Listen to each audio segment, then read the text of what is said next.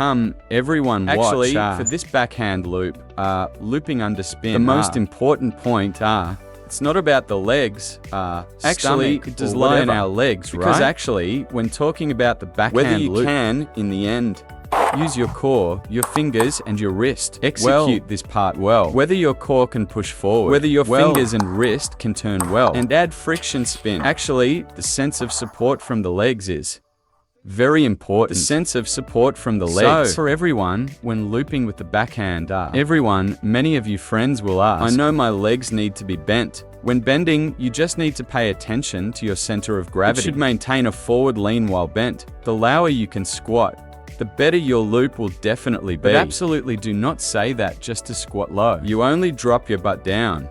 Then, as your butt drops lower and lower, your center of gravity leans further back. That's ruined. You must maintain a forward lean as you lower down. Alright, this is about getting lower. When we go to loop the ball, many friends will ask, how exactly should our 2 feet be positioned in our stance? I still say the same thing. It depends on the ball. What does depends on the ball mean? Let me give you an example. If I stand with my 2 feet parallel, can I loop? I can, normally right under my hand. With my 2 feet standing parallel, I can loop it. I can loop this ball. No problem. But why is my left foot actually not fixed in place? It might need to adjust forward or backward.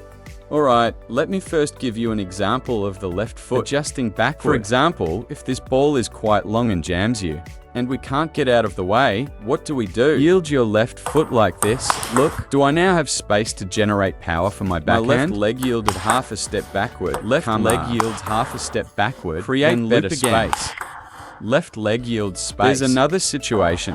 What situation? The opponent serves a ball to us, served slightly towards the short triangle area. If the opponent serves it to this position, how do I loop this ball? Well, at this time, which foot is needed? The left foot. Everyone can take a look. Right?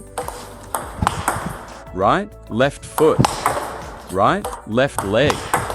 Right? Come again, left leg. Did I directly step my left leg forward into this position? This left leg stance, especially for the backhand, it must be based on the ball being in different positions. If the ball jams me, I can adjust by yielding the left leg. If the ball is short towards our triangle area, we can step forward with the left leg, right? To adjust our body position better. So, you guys don't need to overthink too much about the position of the left leg. But what is the most crucial part? It's that if we want to loop the backhand with heavy spin or speed loop it, to be able to do it all, you need to lower your center of gravity. Where do you press? Our center of gravity must be pressed onto our own left leg. It must be on the left. Many friends just press straight down vertically. Pressing straight down vertically. When looping, this problem will definitely occur. See that? Right? Pressing straight down vertically. What problem is this? Did you friends see it? The mistake in this loop is that your power only goes down and up. Look, only down and up. Only down and up. So what should we do when pressing down on the left leg? At the same time, we need to yield backward. Yield your left hip backward. For instance, your left abdominal area. Your left hip joint needs to yield backward a bit. Let's observe this again. It needs to yield backward. Because when you go to press the left leg, it's for your power generation. So your leg can push off with power. Furthermore, pressing the left leg is also a process of lowering your center of gravity. By lowering your center of gravity, only then do you have the power to create an arc from bottom to top.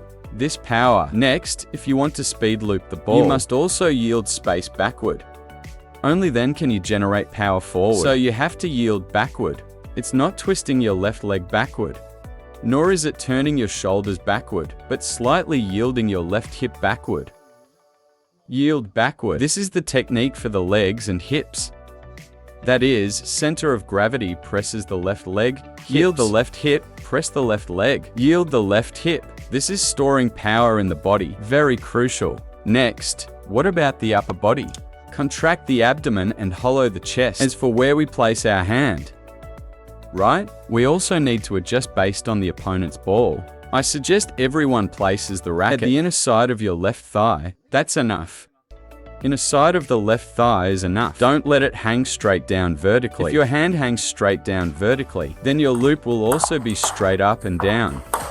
only vertical, no forward or backward motion. So it must go towards the inner side of your left thigh.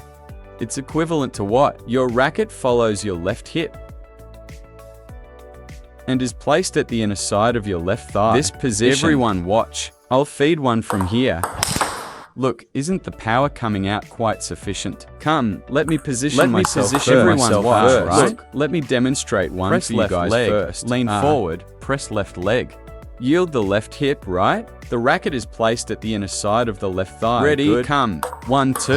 Did you see this quality? Come, everyone watch again. I'll use the pen hold grip, left, right? Lean forward, press left leg. Yield the left hip, contract abdomen, hollow chest. At this time, the racket is placed at the inner thigh. 1, 2, right? Come, do it again. 1, 2. So, get ready. To summarize, a few areas the body needs to prepare when storing power. The balls of the feet and the knees must support the power of your body leaning forward. Secondly, your hips must yield enough space for your power generation. Left hip yields Thirdly, backward. Your abdomen must contract to assist the chest and back. The chest and back must contain the power.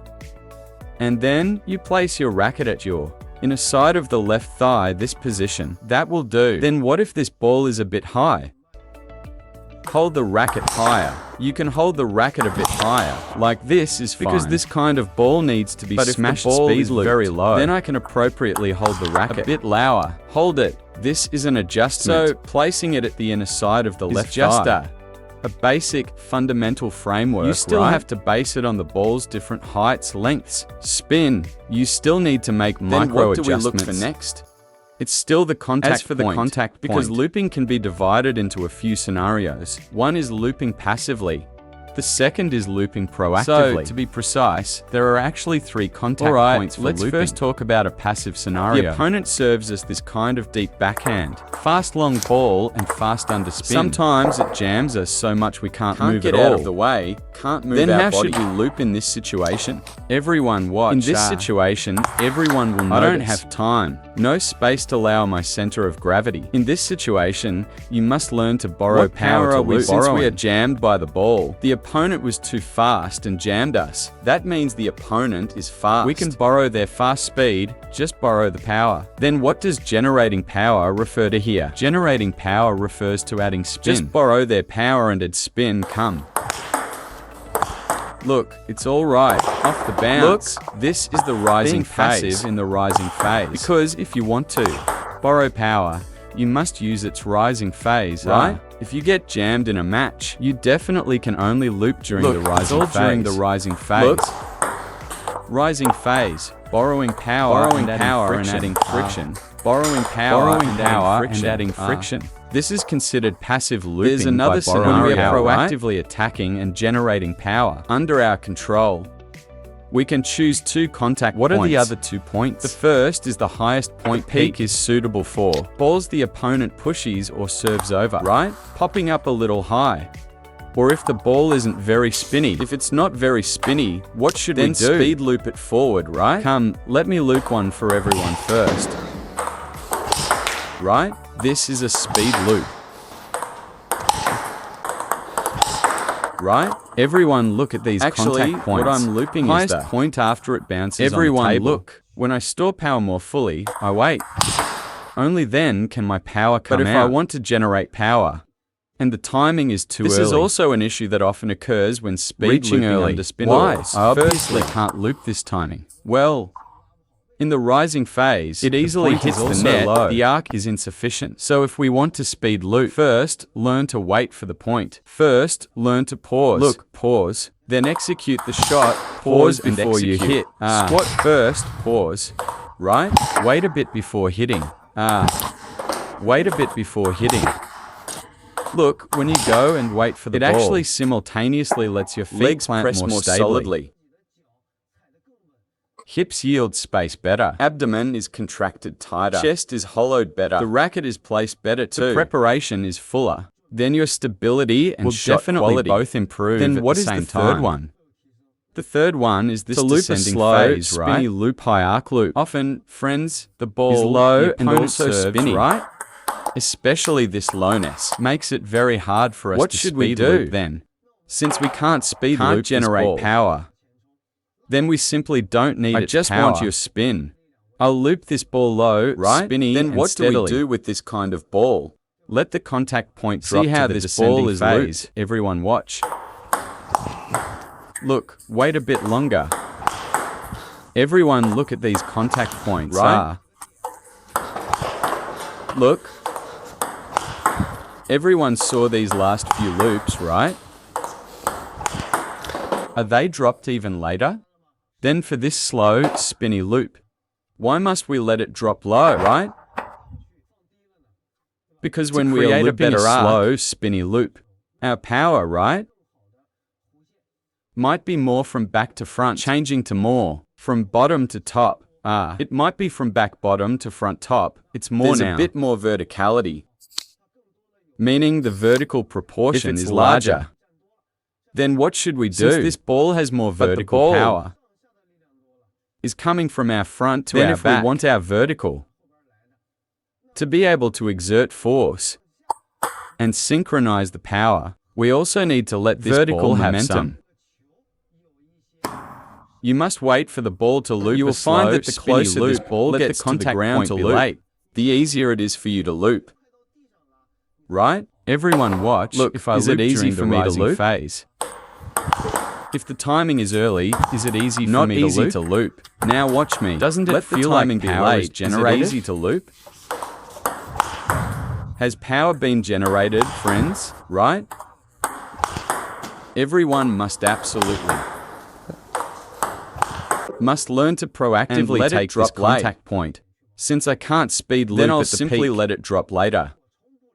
Make myself loop it steadier and spinnier. That effect is better. So, a speed loop is mostly hitting at the highest in the descending phase, with more friction, right? Why can I loop in the rising phase adding to the table? I can borrow the opponent's power. The opponent is fast. Right? Look. Still jamming me. I borrow the opponent's power. Spinny loop half a meter away from the table. In the rising phase. I can't borrow power. I have to wait. I have to wait a bit. That's why I have to loop a slow, spinny loop. If I am close to the table, then I can only use the rising phase. But if I step back, this ball, there's not enough time. Now I'll use the pen to demonstrate for everyone again. Everyone look at pen hold. When I loop during the rising phase for everyone, look, it's close. Nothing I can do. I just anticipate the opponent making a fast hit. When you anticipate I can loop in the rising phase. What should I do next? Then I can also wait again, right? The second is what? Speed looping at the highest point. Of course, my pen hold isn't as powerful as my shake hand. Everyone can take a look. Big, right? Highest point. Then there's another one, right? In the descending phase, even later, yield even more space for it, right? Come again. Right? One more.